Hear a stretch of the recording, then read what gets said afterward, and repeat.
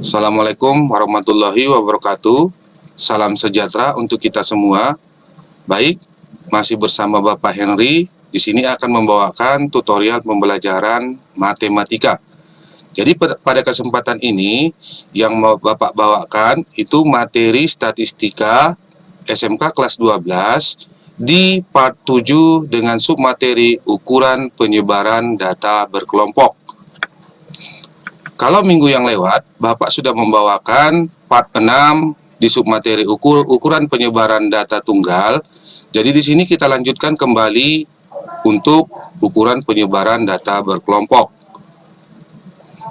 Baiklah, ukuran penyebaran data berkelompok, di sini nanti yang akan Bapak bahas pertama sekali, yaitu satu jangkauan. Jangkauan dikatakan juga dengan range. Kalau kita artikan sekilas mengenai jangkauan, jangkauan adalah selisih antara nilai maksimum dan nilai minimum yang terdapat dalam data. Nah, jangkauan pada data berkelompok dapat dirumuskan dengan memakai rumus R sama dengan data maksimum dikurang data minimum, atau R sama dengan X max dikurang X min, atau data ataupun nilai terbesar dikurang nilai terkecil. Baiklah, di sini kita akan mengaplikasikan contoh soal untuk jangkauan data berkelompok. Nah, contoh soalnya di sini, tentukanlah jangkauan dari data berikut. Nah, ini merupakan data distribusi frekuensi untuk data berkelompok, yang mana di sini datanya untuk kelas pertama 3 sampai 5 frekuensinya 2, 6 sampai 8 frekuensinya 4, 9 sampai 11 frekuensinya 8, 12 sampai 14 frekuensinya 6, sehingga dari data ini kita jumlahkan frekuensinya atau N-nya sama dengan 20. Nah, jadi untuk menentukan jangkauan pada data berkelompok, di sini pertama sekali kita tentukan nilai tengah kelas pertama dikurang nilai tengah kelas terakhir. Nah, maka nanti nilai yang sudah kita dapat ini, inilah yang kita masukkan ke jangkauan, di mana untuk menentukan XI kelas pertama atau nilai tengah kelas pertama, kita lihat kelas pertama yaitu 3 sampai 5. Nah, berarti batas bawah ditambah batas atas dibagi 2. Berarti 3 tambah 5 per 2. Berarti 3 tambah 5 dibagi 2 sama dengan 4. Sama dengan 4. Nah, kemudian kita cari lagi XI kelas terakhir.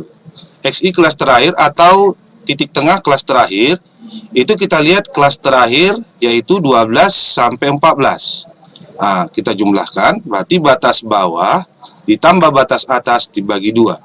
Berarti 12 ditambah 14 dibagi 2. 12 tambah 14 dapat 26 dibagi 2 sama dengan 13. Nah, nilai yang sudah dapat ini, maka kita masukkan ke dalam nilai jangkauan, di mana X max dikurang X min. Nah, di mana jangkauan sama dengan X max kita dapatkan 13. 13 dikurang X min 4. Berarti 13 dikurang 4 dapat nilainya 9. Nah, berarti untuk menentukan jangkauan pada data berkelompok, caranya seperti yang sudah Bapak paparkan ini. Nah, untuk jangkauan data berkelompok, Bapak cukupkan sampai di sini. Kita masuk ke yang kedua, yaitu jangkauan semi interkuartil atau dikatakan juga dengan simpangan kuartil, disimbolkan dengan QD. Untuk menentukan rumus simpangan kuartil, QD sama dengan setengah dikali kuartil 3 dikurang kuartil 1, di mana pada pembahasan sebelumnya kita sudah membahas bagaimana cara menentukan kuartil pada data berkelompok. Nah, di sini Bapak buat kembali rumus untuk menentukan kuartil itu pada data berkelompok. Nilai QI kuartil ke I sama dengan TB ditambah P dikali I per 4 dikali N dikurang FK per F.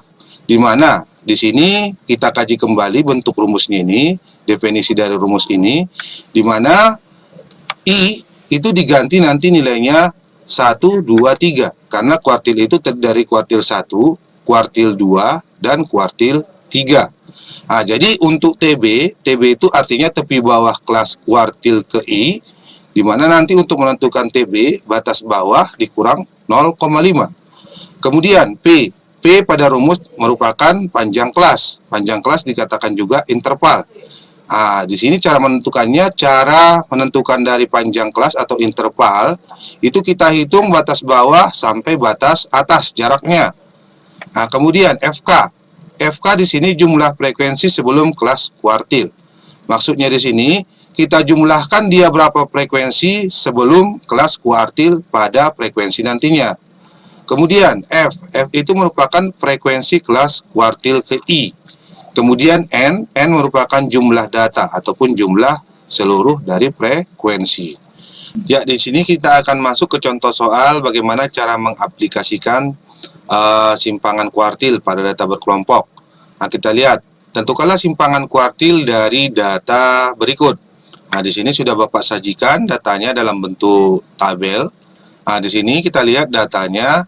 Kelas pertama 3 sampai 5 itu frekuensinya 2, 6 sampai 8 frekuensinya 4, 9 sampai 11 frekuensinya 8, 12 sampai 14 frekuensinya 6. Jadi kita lihat jumlah frekuensi atau N-nya sama dengan 20. Maka untuk menentukan simpangan kuartil itu kita rumuskan QD sama dengan setengah dikali Q3 dikurang Q1. Yang pertama sekali kita tentukan kuartil pertama. Kuartil pertama itu letak kuartil pertama kita rumuskan seperempat dikali N atau seperempat dikali 20 sama dengan 5. Berarti untuk kuartil pertama terletak pada urutan data kelima. Berarti kita lihat tabel tersebut untuk urutan data kelima.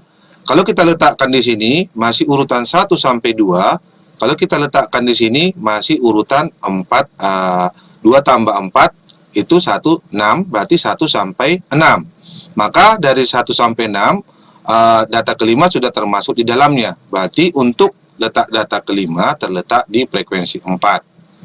Selanjutnya, dari sini kita lihat untuk batas bawah kuartil pertama, berarti kita dapatkan nilainya 6. Sehingga untuk menentukan TB, tepi bawah kuartil pertama, batas bawah dikurang 0,5. Batas bawah dikurang 0,5, berarti 6 dikurang 0,5 dapat 5,5. Sedangkan untuk panjang kelas atau intervalnya, sesuai dengan Bapak katakan tadi, itu jarak antara batas bawah sampai batas atas. Boleh kita hitung di kelas pertama, boleh di kelas tengah, ataupun kelas terakhir. Berarti kita lihat di sini jarak antara BB sampai dia BA batas atas 6, 7, 8. Berarti sebanyak 3. Berarti panjang kelasnya atau intervalnya 3. Kemudian frekuensi kuartil 4.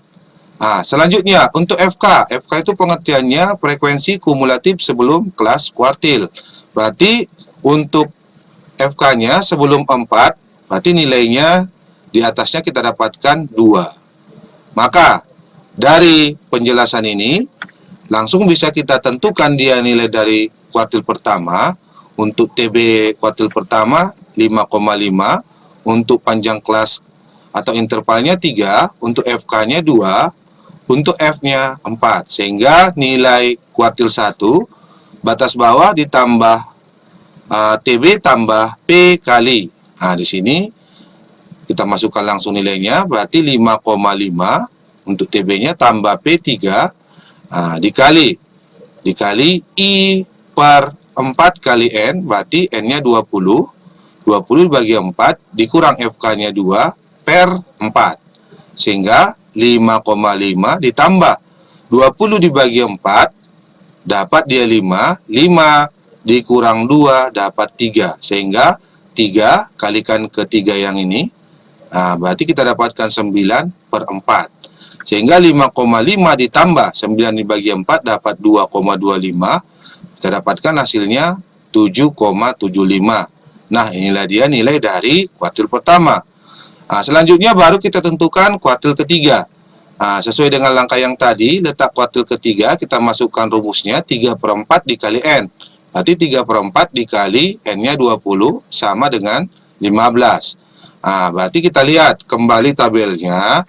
Untuk letak data ke-15, berarti untuk letak data ke-15, kalau di sini kita letakkan tadi masih data 1 sampai 6, kita turun lagi, berarti 2 tambah 4 tambah 8, itu kita dapatkan 14, masih kurang, berarti kalau kita turunkan lagi, 14 ditambah 6, 20, berarti di sini sudah terletak data 1 sampai 20. Makanya sudah di dalamnya terletak data ke-15. Berarti untuk letak data ke-15 terletak di frekuensi 6.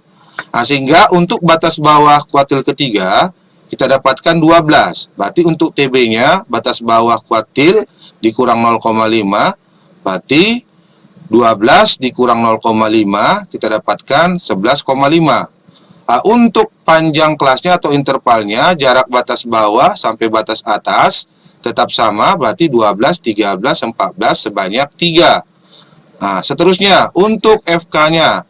FK-nya berarti batas bawah frekuensi, kita lihat jumlah frekuensi sebelum kelas kuartil. Berarti di sini sebelum 6 kita jumlahkan ke atas, berarti 8 tambah 4 tambah 2, kita dapatkan nilainya 14. Sehingga paparan nilai-nilai yang sudah kita dapatkan tadi langsung kita masukkan ke rumus. Berarti di sini untuk TB kuartil ketiga tadi 12,5 dikurang 0,5 sama dengan 11,5. Untuk P-nya sama dengan 3, untuk FK-nya sama dengan 14, untuk F-nya sama dengan 8. Sehingga nilai kuartil ketiga 11,5 ditambah P-nya 3 dikali 3/4 dikali N dikurang FK per F. Berarti 3/4 dikali N-nya 20 dikurang FK-nya 14 per F-nya 8. Sehingga sama dengan 11,5 ditambah 3/4 dikali 20, kita dapatkan nilainya 15. 15 dikurang 14, 1. 1 kali 3, 3. Sehingga di sini 3/8. Sehingga 11,5 ditambah 3 dibagi 8, kita dapatkan nilainya 0,36. Sehingga kita dapatkan 11,5 tambah 0,36, kita dapatkan 11,86. Nah, nilai-nilai kuartil 1 dan kuartil 3 yang sudah kita dapatkan, inilah nilai yang kita masukkan nanti untuk menentukan simpangan kuartilnya. Sehingga QD dirumuskan setengah dikali Q3 dikurang Q1. Sehingga QD sama dengan setengah dikali 11,86 dikurang 7,75. Sehingga kita dapatkan nilai akhirnya 2,05 dari hasil pembagian ataupun perkalian setengah. Nah, untuk nilai simpangan kuartil, pemaparannya Bapak rasa Bapak cukupkan sampai di sini. Kita lanjut ke yang ketiga. Kita lanjut ke yang ketiga di sini.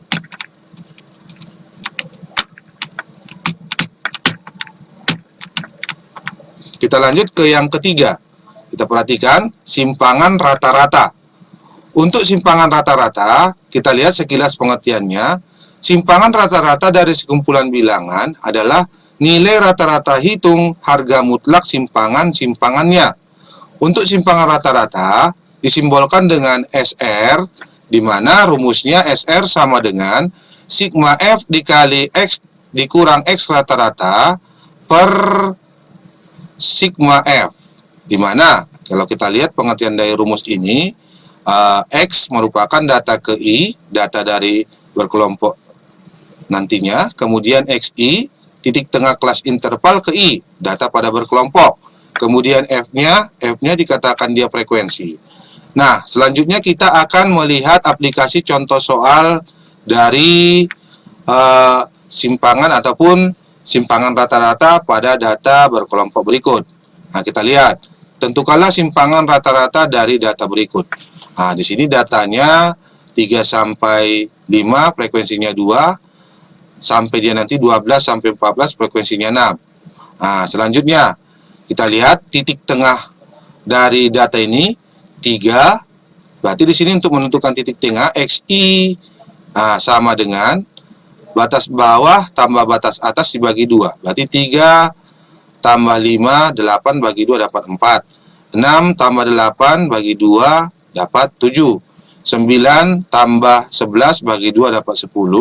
12 tambah 14 bagi 2 dapat 13. Sehingga untuk XI-nya inilah dia datanya, ataupun data nilai tengahnya. Maka kita akan coba menjawab dari contoh soalnya. Bisa kita aplikasikan semua ke dalam bentuk tabel berikut. Kita lihat. Di sini untuk frekuensinya tadi sudah jelas. Jumlah frekuensinya 20. Untuk nilai titik tengahnya juga sudah jelas. Di sini tadi sudah Bapak sebutkan. Kemudian kita langsung membuat frekuensi dikalikan dengan nilai titik tengah yang sudah kita dapat tadi. Kita perhatikan bagus-bagus nanti bagaimana cara menentukannya, supaya nanti anak-anak kami bisa lebih memahami. Yang pertama di sini, F dikali X, berarti frekuensi dikali titik tengah, berarti 4 dikali 2 dapat 8, kemudian 7 kali 4 dapat 28, 10 dikali 8 dapat 80, 13 dikali 6 dapat 78. Sehingga untuk sigma F dikali X kita dapatkan nilainya 194. Kemudian baru kita masukkan nilainya X dikurang X rata-rata. Untuk menentukan nilai rata-ratanya, kegunaannya ini tadi untuk menentukan nilai rata-rata, berarti X rata-rata sama dengan sigma F dikali X per sigma F, di mana sigma F dikali X kita dapatkan tadi jumlahnya 194 per F-nya 20, sehingga 194 dibagi 20 sama dengan 9,7. Berarti X rata-ratanya kita dapatkan 9,7. Jadi nanti kegunaannya untuk kolom X dikurang X rata-rata ini. Berarti kita tinggal memasukkan X dikurang X rata-rata selisihnya, berarti 9, ataupun di sini kita dapatkan nilai tengahnya. Di sini kita dapatkan selisih 4 dengan 9,7 kita dapatkan 5,7. Seterusnya, selisih 7 dengan 9,7 kita dapatkan 2,7. Selanjutnya, selisih 10 dengan 9,7 kita dapatkan 0,3. Selanjutnya terakhir, selisih 13 dengan 9,7 kita dapatkan 3,3. Langkah yang terakhir, kita mengalihkan frekuensi ke nilai X dikurang X rata-rata yang sudah kita dapatkan. Sehingga di sini F-nya di sini 2, kita kalikan langsung ke X rata-rata, berarti kemarin. Berarti 2 dikalikan dengan 5,7, kita dapatkan 11,4. Kemudian 4 dikalikan dengan 2,7, kita dapatkan 10,8. Kemudian 8 dikalikan dengan 0,3 kita dapatkan 2,4. Kemudian 6 kita kalikan dengan 3,3 kita dapatkan 19,8. Sehingga dari hasil yang sudah kita dapatkan ini langsung kita jumlahkan, sehingga kita dapatkan nilainya, hasil penjumlahannya 44,4. Nah, nilai yang sudah kita dapat inilah nanti yang mau kita masukkan ke rumus SR. Berarti SR sama dengan sigma F dikali X dikurang X rata-rata per sigma F. Sehingga di sini kita dapatkan sigma F dikali X dikurang X rata-rata 44,4 per sigma F-nya kita dapatkan 20. Sehingga 44,4 dibagi 20 dapat 2,22. Nah, inilah dia cara menyelesaikan bagaimana menentukan simpangan rata-rata pada data berkelompok. Mudah, bukan, kalau memang sudah kita perhatikan dengan bagus. Baik, selanjutnya di sini kita akan memaparkan bagian yang keempat, yaitu simpangan baku atau dikatakan juga standar deviasi. Rumus simpangan baku atau standar deviasi pada data berkelompok itu dilambangkan dengan S. S sama dengan akar sigma F dikali X dikurang X rata-rata pangkat 2 per sigma F. Atau bisa juga dibuat rumusnya S sama dengan akar sigma F dikali X pangkat 2 per sigma F dikurang sigma X. Nah, kita lihat di sini sigma F dikali X per sigma F pangkat 2. Jadi nanti anak-anak kami bisa memilih rumus mana yang paling mudah untuk menyelesaikannya. Baik, kita lihat pengaplikasian contoh soal untuk simpangan baku. Tentukanlah simpangan baku atau standar deviasi dari data berikut. Nah, kita lihat datanya ada 4 kelas. Kelas pertama 3 sampai 5, kelas kedua 6 sampai 8, sampai dia kelas keempat 12 sampai 4. Berarti frekuensinya kita dapatkan jumlahnya 20. Maka kita lihat untuk menentukan bagaimana cara mendapatkan simpangan baku pada data berkelompok. Kita lihat di sini sudah Bapak paparkan bagaimana cara menentukannya. Pertama sekali tetap kita tentukan dulu dia nilai tengah dari data tersebut. Berarti 3 ditambah 5 dibagi 2 dapat 4, 6 tambah 8 dibagi 2 dapat 7, 9 tambah 11 dibagi 2 dapat 10, kemudian 12 ditambah 14 dibagi 2 dapat 13. Selanjutnya untuk nilai X pangkat 2, nilai data tengah yang sudah kita dapat kita pangkatkan, sehingga 4 pangkat 2 16, 7 pangkat 2 49, 10 pangkat 2 100, 13 pangkat 2 169. Nah, kolom selanjutnya frekuensi dikali X, berarti kita kalikan frekuensi dikali X, berarti 2 dikali X-nya 4, 2 kali 4 8, kemudian 4 kali 7 28, kemudian 8 kali 10 80, kemudian 6 kali 13 78, sehingga F dikali X kita dapatkan jumlahnya 194. Nah, sehingga di sini untuk F dikali X pangkat 2, berarti kita tinggal mengalihkan frekuensi dengan X pangkat 2 nilai data yang sudah kita pangkatkan. Berarti di sini kita buat 2 dikali 16 32, kemudian 4 dikali 49 196, 8 dikali 100 kita dapatkan 800, 6 dikali 169 kita dapatkan 1014. Sehingga dari hasil penjumlahan F dikali X pangkat 2 kita dapatkan nilainya 2042. Nah, maka untuk mencari X-nya kita pakai rumusnya akar sigma F X pangkat 2 per sigma F dikurang sigma F dikali X per sigma F pangkat 2, sehingga S sama dengan akar 2042, nilai yang tadi kita dapatkan 2042 per sigma F, berarti sigma F-nya 20, dikurang di sini sigma F dikali X 194 per di sini sigma F, berarti di sini kita dapatkan 20 pangkat 2, sehingga dari hasil penjabaran ini kita dapatkan hasil akhirnya S sama dengan akar 8,01. Nah, Bapak rasa dari pemaparan ini sudah cukup jelas. Kalaupun masih ada nantinya yang kurang jelas, silakan dibubuhi di kolom komentar dengan mempergunakan bahasa yang baik dan sopan untuk bertanya. Jadi Bapak rasa pemaparannya ini Bapak cukupkan sampai di sini. Bapak sudahi dengan salam. Assalamualaikum warahmatullahi wabarakatuh.